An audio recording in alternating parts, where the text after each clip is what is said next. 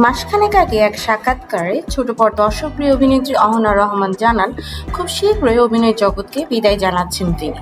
2025 সাল থেকে মিডিয়াতে কাজের পরিমাণ কমিয়ে দিবেন, একটা সময় পুরোপুরি বন্ধ করে দিবেন। এরপরে ওমরা পালন করতে সৌদিতে পাড়ি জমান অহনা, সেখান থেকে ফিরে নিজের আমূল পরিবর্তন আনেন এই অভিনেত্রী। পোশাক পরিচ্ছদ থেকে শুরু করে পেশাগত জীবনে বেশ পরিবর্তন দেখা মেলে অহনার।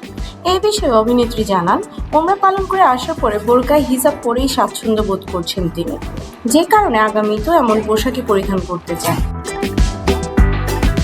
এক সাক্ষাৎকারে আবারও নিজের পোশাক হিজাব প্রসঙ্গে কথা বলতে দেখা গেল অহনাকে, যেখানে তিনি বলেন, নাটকের বাইরে আমি মাথার কাপড় ফেলতে চাই না, এটা আমার ব্যক্তিগত বিষয়, যে কারণে ইন্টারভিউ দিতে গেলেও চেষ্টা করি মাথায় কাপড় রাখার।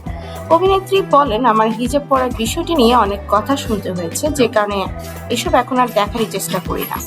আক্ষেপ প্রকাশ করে অহনা বলেন, নায়িকাদের পায়ে পায়ে দোষ, হিজাব পরে অ্যাওয়ার্ড নিতে গেলেও দোষ, বডি কাউন্ট করে কাজ করলেও দোষ, মাথায় কাপড় দিয়ে কাজ করলেও দোষ, তাই এসব নিয়ে এখন আর কিছু বলতে চাই না।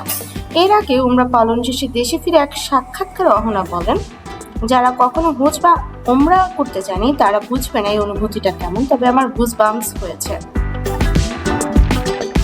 অহনা জানালেন, মানসিক প্রশান্তির জন্য তিনি আবারও সৌদিতে যেতে চান। অভিনেত্রীর কথায়, আমি আবারও উমরা যেতে চাই, এবারও হয়তো যাব, কারণ আমার অনেক ভালো লেগেছে। যদি কখনো একটু রিল্যাক্স থাকতে চাই, একা থাকতে চাই বা মানসিক প্রশান্তির খোঁজ করি, তাহলে সৌদিতেই যেতে চাই, কারণ এত সুন্দর জায়গা আমার উমরার কয়েকদিনে মন ভরে দেয়।